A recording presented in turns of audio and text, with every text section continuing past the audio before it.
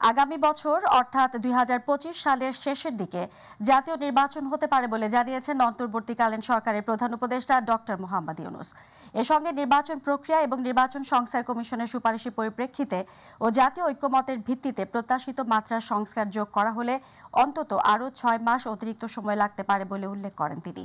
মহান বিজয় দিবসে জাতির উদ্দেশ্যে দেয়া ভাষণে এসব কথা বলেন প্রধান উপদেষ্টা। বিস্তারিত রিপোর্টে সাইদুর রহমান আবির। বিজয় দিবস বাঙালি জাতির বুক ফুলিয়ে দাঁড়াবার দিন। ছাত্র জনতার অভ্যুত্থানের পর গত অগস্ট মাসে দায়িত্ব নেয়ার পর মহান বিজয় দিবসে জাতির উদ্দেশ্যে ভাষণ দেন প্রধান উপদেষ্টা ডক্টর মোহাম্মদ ইউনূস। ভাষণে তিনি জাতীয় সংসদ নির্বাচনের সম্ভাব্য একটি রূপরেখা তুলে ধরেন। তবে রাজনৈতিক ঐকমত্যের কারণে আমাদেরকে যদি অল্প কিছু সংস্কার করে ভোটার তালিকা নির্ভুলভাবে তৈরি করার ভিত্তিতে নির্বাচন সম্পন্ন করতে হয়, তাহলে ২০২৫ সালের শেষের দিকে নির্বাচন অনুষ্ঠান হয়তো সম্ভব হবে। আর যদি এর সঙ্গে নির্বাচন প্রক্রিয়া এবং নির্বাচন সংস্কার কমিশনের সুপারিশের পরিপ্রেক্ষিতে এবং জাতীয় ঐকমত্যের ভিত্তিতে প্রত্যাশিত মাত্রার সংস্কার যোগ করি, তাহলে অন্তত আরও ৬ মাস অতিরিক্ত সময় লাগতে পারে। মোটা দাগে বলা যায় ২০২৫ সালের শেষ দিক থেকে ২০২৬ সালের প্রথমার্ধের মধ্যে নির্বাচনের সময় নির্ধারণ করা যায়। ভাষণে ডক্টর ইউনূস বিভিন্ন সংস্কার কমিশন গঠন এবং এর কার্যক্রম নিয়ে বিভিন্ন তথ্য জাতির সামনে উপস্থাপন করেন। শ্বেতপত্র প্রণয়ন কমিটি তাদের প্রতিবেদনে তুলে ধরেছে যে বার্ষিক উন্নয়ন ব্যয়ের প্রায় অর্ধেক টাকায় লুটপাট হয়েছে। দেশে এমন ধরনের পোষ্যতোষী পুঁজিবাদ তৈরি করা হয়েছিল যার সুবিধাভোগী ছিল স্বৈরাচার ও তার সহযোগীরা। প্রতিবেদনে উল্লেখ করা হয়েছে যে নির্দিষ্ট কিছু গোষ্ঠীকে সুবিধা দিতে যে পরিমাণ কর ছাড় দেওয়া হয়েছে, সেটা অর্ধেকে নামিয়ে আনা গেলে দেশের শিক্ষা বাজেট দ্বিগুণ, স্বাস্থ্য বাজেট ৩ গুণ করা সম্ভব ছিল। পাচার করা এই টাকা আপনাদেরই টাকা। অন্তর্বর্তীকালীন সরকার দায়িত্ব নেওয়ার পর বিভিন্ন খাতে সংস্কারের লক্ষ্যে গুম কমিশন সহ ১৫টি কমিশন গঠন করেছে। নতুন ভোটার ছাড়াও প্রবাসী ভোটারদের ভোটদান নিশ্চিত করতে তার সরকারের পদক্ষেপ এবং নির্বাচন কমিশন গঠন নিয়ে কথা বলেন প্রধান উপদেষ্টা। প্রধান নির্বাচন কমিশনার সহ নির্বাচন কমিশন গঠন করা হয়ে গেছে। কমিশন দায়িত্ব গ্রহণ করেছে। এখন থেকে তাদের হাতে দায়িত্ব ন্যস্ত হলো ভবিষ্যৎ সরকার গঠন করার প্রক্রিয়া শুরু করার। তারা তাদের প্রস্তুতির কাজ শুরু করেছেন। তাদের হাতে অনেক কাজ। সবচেয়ে ভোটার তালিকা হালনাগাদ করা। এবার আমরা প্রবাসী বাংলাদেশিদেরকে ভোট দেওয়া নিশ্চিত করতে চাই। অতীতে আমরা এই ব্যাপারে অনেকবার আশ্বাসের কথা শুনেছি। এই সরকারের আমলে এটা যেন প্রথমবারের মতো বাস্তবায়িত হয়, এটা আমরা নিশ্চিত করতে চাই। আসন্ন রমজান মাসে পণ্যমূল্য স্বাভাবিক রাখা থেকে শুরু করে অর্থনৈতিক খাতের উন্নয়ন ও অন্যান্য সংস্কারের কথা ভাষণে উল্লেখ করেন প্রধান উপদেষ্টা। আসন্ন রমজানে দ্রব্যমূল্য সহনীয় রাখতে আমরা সবার সহযোগিতা চাই। সাইদুর রহমান আবির, মাই টিভি, ঢাকা। আজ মহান বিজয় দিবস, বাঙালির গৌরবের দিন। ৭১-এর চেতনা আর ২৪-এর ফ্যাসিবাদ বিরোধী ছাত্র জনতার গণ অভ্যুত্থানের পর অন্যরকম এক বিজয় দিবস আজ। দিবসটি উপলক্ষে সাভার জাতীয় স্মৃতিসৌধে বীর শহীদদের প্রতি শ্রদ্ধা জানিয়েছেন রাষ্ট্রপতি মোহাম্মদ শাহাবুদ্দিন। সকাল ৬:৩০টায় তিনি ফুল দিয়ে শ্রদ্ধা জানান। পুষ্পস্তবক অর্পণের পর রাষ্ট্রপতি ১৯৭১ সালের মহান মুক্তিযুদ্ধের বীর শহীদদের স্মৃতির প্রতি বিনম্র শ্রদ্ধা জানাতে সেখানে কিছু সময় নীরবে দাঁড়িয়ে থাকেন। এ সময় বাংলাদেশ সেনাবাহিনী, নৌবাহিনী ও বিমান বাহিনীর সমন্বয়ে গঠিত একটি চৌকস দল রাষ্ট্রীয় অভিবাদন জানায়। বিউগলে করুণ সুর বেজে ওঠে। রাষ্ট্রপতি স্মৃতিসৌধ প্রাঙ্গণে রাখা দর্শনার্থী বইয়ে স্বাক্ষর করেন।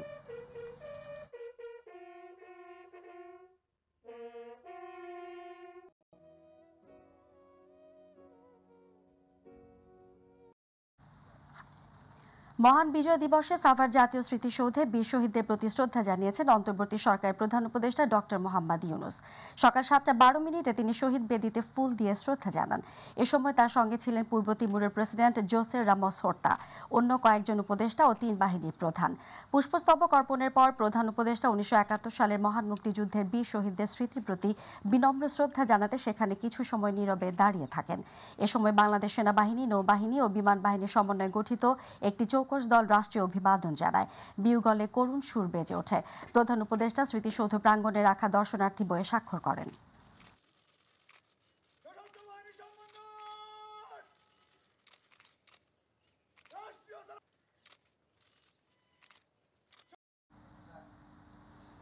মহান বিজয় দিবস উপলক্ষে সাভারে জাতীয় স্মৃতিসৌধে ফুল দিতে এসে অসুস্থ হয়ে পড়েছেন বিএনপি মহাসচিব মির্জা ফখরুল ইসলাম আলমগীর। সকাল 10টার পর দলের পক্ষ থেকে শ্রদ্ধা জানাতে স্মৃতির বেদিতে আসেন মির্জা ফখরুল সহ সিনিয়র নেতারা। এ সময় অতিরিক্ত ভিড়ে তিনি হঠাৎই অসুস্থ হয়ে মাটিতে লুটিয়ে পড়েন। তাৎক্ষণিকভাবে তাকে গাড়িতে করে হাসপাতালে নেন নেতাকর্মীরা।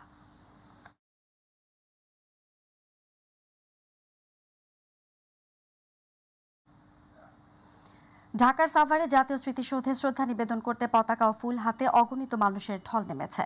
মহান বিজয় দিবস উপলক্ষে রাষ্ট্রপতি, প্রধান উপদেষ্টা, প্রধান বিচারপতি ও বিদেশি কূটনৈতিকরা শ্রদ্ধা জানানোর পর দলে দলে মানুষ সাভার স্মৃতিসৌধ প্রাঙ্গণে প্রবেশ করতে থাকেন। প্রথম প্রহর থেকে নানা বয়সী ও শ্রেণী পেশার মানুষ জাতীয় পতাকা হাতে নিয়ে স্মৃতিসৌধে শ্রদ্ধা জানাতে আসেন। বিভিন্ন রাজনৈতিক, সামাজিক ও সাংস্কৃতিক সংগঠন শ্রদ্ধা জানায়। এছাড়া ঢাকা বিশ্ববিদ্যালয়, জাহাঙ্গীরনগর বিশ্ববিদ্যালয় সহ বিভিন্ন স্কুল, কলেজ, বিশ্ববিদ্যালয়ের শিক্ষার্থীরা পতাকা, ব্যানার, ফেস্টুন নিয়ে জাতীয় স্মৃতিসৌধে শ্রদ্ধা জানাতে আসতে দেখা গেছে।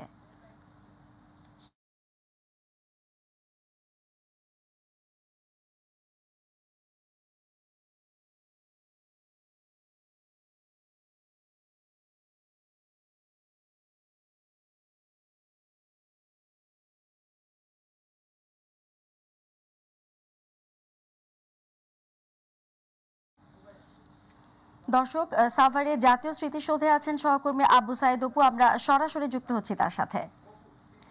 অপু, মহান জাতীয় স্মৃতিসৌধে সাধারণ মানুষের শ্রদ্ধা নিবেদনের আর কি খবর আছে আপনার কাছে, আমাদেরকে জানাবেন।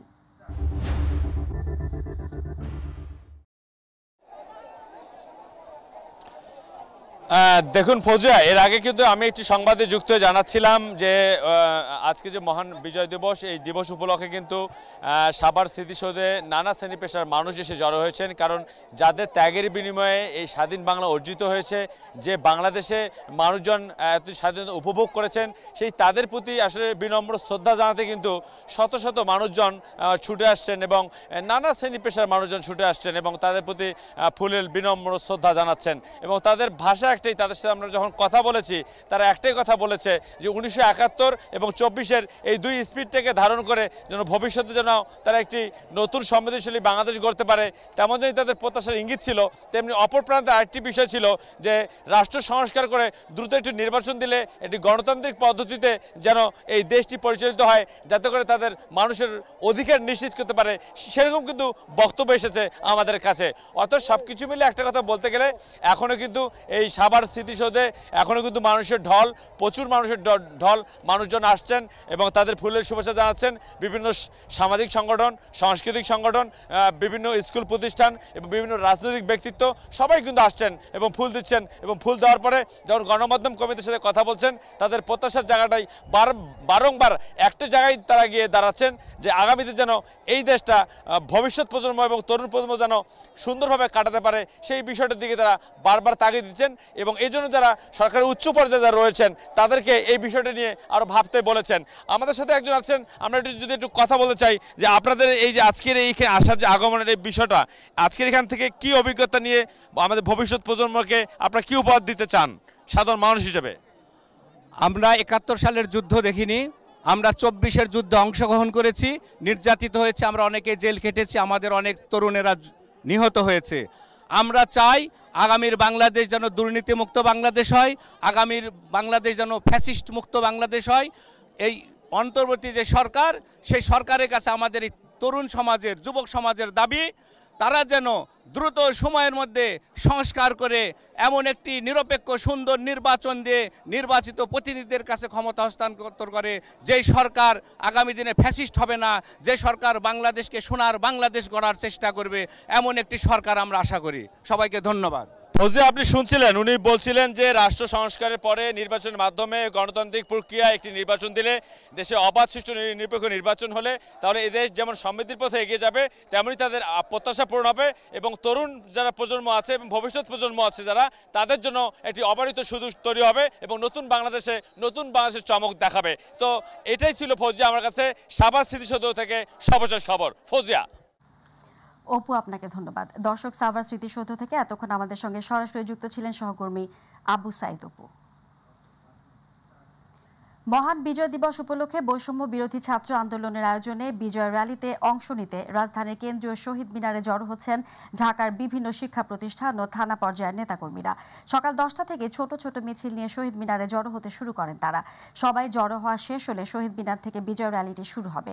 কেন্দ্রীয় শহীদ মিনারে জড়ো হয়ে শিক্ষার্থীরা নানান ধরনের স্লোগান দেন।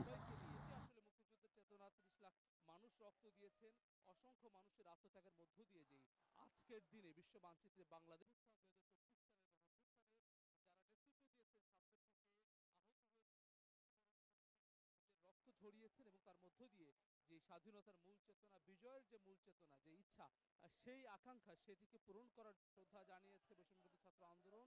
এই জায়গা থেকে একেবারে সর্বস্তরে তারা আহ্বান জানিয়েছেন ছাত্র জনতা সবাইকে নিয়ে। আসলে মুক্তিযুদ্ধের চেতনা, 30 লাখ মানুষ রক্ত দিয়েছেন, অসংখ্য মুক্তিযুদ্ধের স্মৃতিস্তম্ভে পুষ্পস্তবক অর্পণ, জাতীয় পতাকা উত্তোলন, কুচকাওয়াজ, সাংস্কৃতিক আয়োজনের মধ্য দিয়ে দেশের বিভিন্ন স্থানে বিজয় দিবস উদযাপন করা হচ্ছে। সারা দেশে ব্যাপক আয়োজনের মধ্য দিয়ে উদযাপিত হচ্ছে 54তম মহান বিজয় দিবস। মুক্তিযুদ্ধের স্মৃতিস্তম্ভে পুষ্পস্তবক অর্পণ, জাতীয় পতাকা উত্তোলন, কুচকাওয়াজ, সাংস্কৃতিক আয়োজনের মধ্য দিয়ে দেশের বিভিন্ন স্থানে বিজয় দিবস উদযাপন করা হচ্ছে।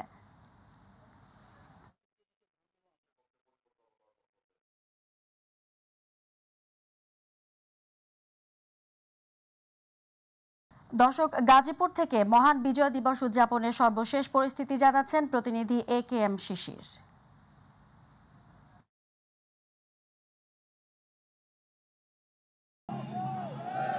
জি, ধন্যবাদ আপনাকে। আপনি জানেন যে সারা বাংলাদেশের ন্যায় গাজীপুরের কালিয়াকৈরেও কিন্তু মহান বিজয় দিবস পালিত হচ্ছে। এই মুহূর্তে আমি রয়েছি গাজীপুরের কালিয়াকৈর উপজেলার সবিপুর এলাকায়।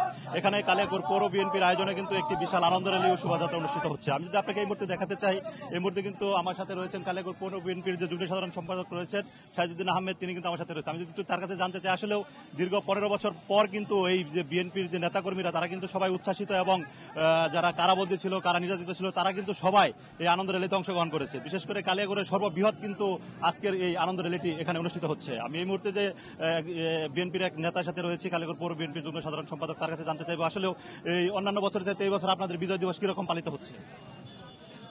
বিসমিল্লাহির রহমানির রহিম। আমরা অন্যান্য যে কোনো সময়ের চেয়ে এই স্বৈরাচারী ফ্যাসিবাদী সরকারের আমলে আপনারা জানেন যে দেশটা একটা বন্দিশালায় পরিণত করে রেখেছিল। দেশ নেতা জনাব তারেক রহমানের নেতৃত্বে ছাত্র জনতার আন্দোলনের মধ্য দিয়ে আজকে জাতি কারামুক্ত হয়েছে। কারামুক্ত হয়ে আজকে আমরা প্রথম আমাদের বিজয় দিবসের র্যালি করছি। আমরা আসলে মনে করি এখনো আমাদের চূড়ান্ত বিজয় হয় নাই। যে প্রত্যাশা নিয়ে মানুষ আন্দোলন করেছে, ছাত্র জনতা আন্দোলন করেছে, জীবন দিয়েছে,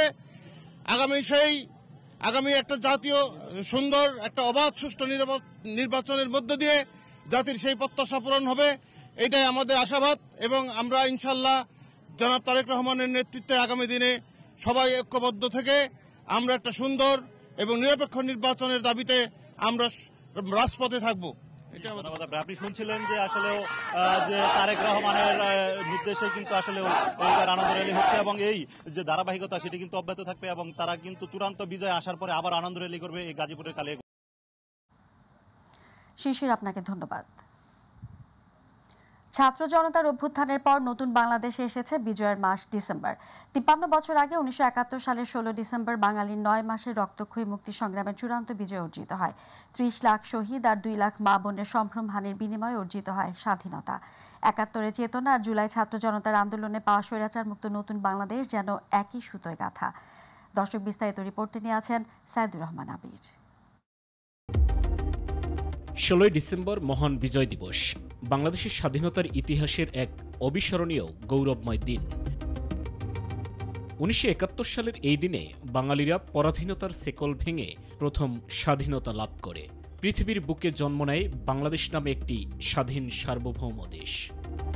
1971 সালের 25 মার্চ কাল রাতে পাকিস্তানের হানাদার বাহিনী নৃশংসভাবে এই দেশের ঘুমন্ত সাধারণ মানুষের উপর হত্যাযজ্ঞ চালায়।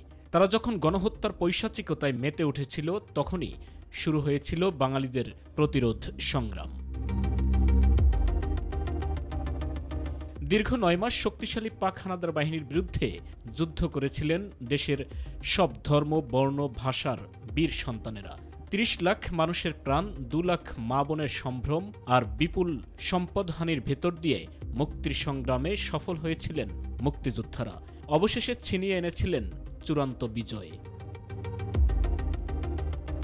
জাতীয়তাবাদ, গণতন্ত্র, সমাজতন্ত্র ও ধর্মনিরপেক্ষতার আদর্শ নিয়ে গঠিত বাংলাদেশ নামক রাষ্ট্রটি জঙ্গিবাদ, সন্ত্রাসবাদ, স্বৈরাচার ও সকল বৈষম্য প্রতিহত করে আবার ঘুরে দাঁড়িয়েছে বিশ্বের বুকে। বীর মুক্তিযোদ্ধা ফজলুর রহমানের মতে, সব অপশক্তিকে সমূলে উৎখাত করে উন্নয়ন ও সমৃদ্ধির স্বর্ণ শিখরে আরোহণ করাই প্রত্যেক বাঙালির স্বপ্ন। বাংলাদেশের মায়ের নাম হলো মুক্তিযুদ্ধ।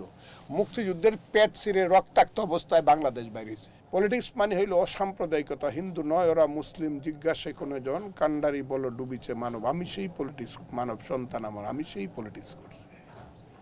আমার সেই স্বপ্ন বাস্তবায়িত হয় নাই।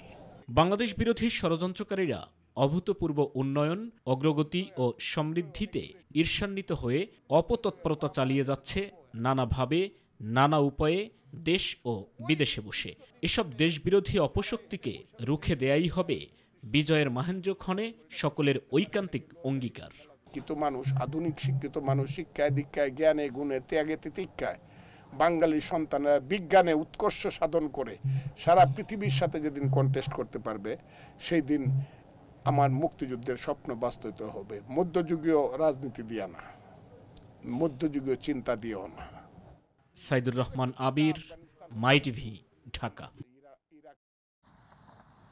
দর্শক, সিলেট থেকে মহান বিজয় দিবস উদযাপনের সর্বশেষ পরিস্থিতি জানাতে আমাদের সঙ্গে সরাসরি যুক্ত হচ্ছেন প্রতিনিধি মৃণাল কান্তি দাস।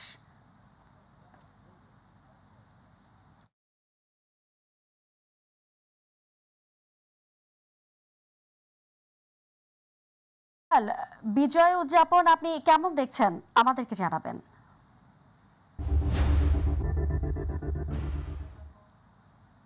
যোগ্য মর্যাদায় বিজয় দিবস পালিত হচ্ছে। আমরা অবস্থান করছি সিলেট কেন্দ্রীয় শহীদ মিনার প্রাঙ্গণে, এবং আমি যদি আপনাদেরকে এখানে দেখানোর চেষ্টা করি, বিপুল পরিমাণ মানুষজনের উপস্থিতি রয়েছে। আসলে আজকে কিন্তু সূর্য ওঠার সাথে সাথেই তুপোদনী এবং পুষ্পস্তবক অর্পণের মধ্য দিয়ে এই বিজয় দিবসের আনুষ্ঠানিকতা শুরু হয়েছে। আসলে 1971 সালের 16 ডিসেম্বর যারা শহীদ হয়ে দেশকে স্বাধীন করেছেন তাদেরকে শ্রদ্ধা জানাতে কিন্তু সকাল থেকেই শিশু থেকে বৃদ্ধ নানা বয়সী মানুষজন এখানে এসে উপস্থিত হয়েছেন এবং তাদের ফুল দিয়ে শ্রদ্ধা জানিয়েছেন। এবং আজ সকালে সিলেট নগরীর কেন্দ্রীয় শহীদ মিনারে শ্রদ্ধা নিবেদনের মধ্য দিয়েই কিন্তু মহান বিজয় দিবসের আনুষ্ঠানিকতা শুরু হয়েছে। জাতির শ্রেষ্ঠ সন্তানদের শ্রদ্ধা জানাতে সিলেটের নগরের কিন্তু সবকটি সড়কে মানুষ ফুল, ব্যানার, ফেস্টুন নিয়ে কেন্দ্রীয় শহীদ মিনারের উদ্দেশ্যে দলে দলে এসেছেন। এদিকে সিলেট কেন্দ্রীয় বেদিতে কিন্তু জাতির শ্রেষ্ঠ সন্তানদের প্রথমে ফুলেল শ্রদ্ধা নিবেদন করেন মুক্তিযোদ্ধা সংসদ, পরে কিন্তু প্রশাসনের নেতৃবৃন্দ, রাজনৈতিক নেতৃবৃন্দ, বিভিন্ন সামাজিক নেতৃবৃন্দ কিন্তু এখানে শ্রদ্ধা নিবেদন করেছেন। তাছাড়া কিন্তু বিভিন্ন সরকারি এবং বেসরকারি প্রতিষ্ঠানেও কিন্তু সারাদিন ব্যাপী এই কিন্তু বিজয় দিবস উপলক্ষে নানা প্রোগ্রামের আয়োজন করা হয়েছে। রক্তদান কর্মসূচি, আলোচনা সভা, সাংস্কৃতিক অনুষ্ঠান সহ বিভিন্ন কর্মসূচি কিন্তু পালিত হবে। তাছাড়া আরেকটি বিষয় আমি আপনাদেরকে জানিয়ে রাখি, এবার কিন্তু যারা অভিভাবক রয়েছেন তারা কিন্তু তাদের শিশুদেরকে নিয়ে এসেছেন, এই শহীদ মিনার নিয়ে এসেছেন। আসলে বিজয়ের যে উৎসবটা রয়েছে তাদের ভিতরে সেই উৎসাহটা জাগিয়ে তোলার জন্যই কিন্তু তাদেরকে নিয়ে এসেছেন বলে তারা জানিয়েছেন। আসলে এই ছিল সিলেট থেকে বিজয় দিবসের সার্বিক পরিস্থিতির এখনকার পর্যন্ত আমার কাছে সর্বশেষ। ফৌজিয়া। মৃণাল, আপনাকে ধন্যবাদ। দর্শক, সিলেট থেকে এতক্ষণ আমাদের সঙ্গে সরাসরি যুক্ত ছিলেন প্রতিনিধি মৃণাল কান্তি দাস। ডিসেম্বরের মাঝামাঝি সময়ে এসে দেখা দিয়েছে শীতের। একদিকে বেড়েছে বাজারে পোশাকের চাহিদা, অপরদিকে পোশাক তৈরির উপকরণের দাম বেড়ে যাওয়ায় বেড়েছে প্রস্তুতকরণ খরচ। এতে শিশুদের বিপুল পরিমাণ শীতকালীন পোশাক তৈরি করে দুশ্চিন্তায় মুন্সিগঞ্জের রেডিমেড পোশাক পল্লীর 2 সহস্রাধিক ক্ষুদ্র কারখানার মালিক শ্রমিকরা। মজুরি নিয়ে হতাশার কথা জানিয়েছেন পল্লীর কারিগররা। প্রতিনিধি শেখ মোহাম্মদ রতনের তথ্যচিত্রে আরও জানাচ্ছেন আতিকুর রহমান তিতাস। মুন্সিগঞ্জ সদরের সেপাহীপাড়া, রামপাল, শাখারীবাজার, দয়ালবাজার এলাকার প্রতিটি বাড়ি যেন এক একটি ক্ষুদ্র পোশাক কারখানা। সেখানে রয়েছে অন্তত 2 সহস্রাধিক ক্ষুদ্র কারখানা। শীত মৌসুমকে সামনে রেখে সেখানে তৈরি করা হচ্ছে শিশুদের বাহারি শীতকালীন পোশাক।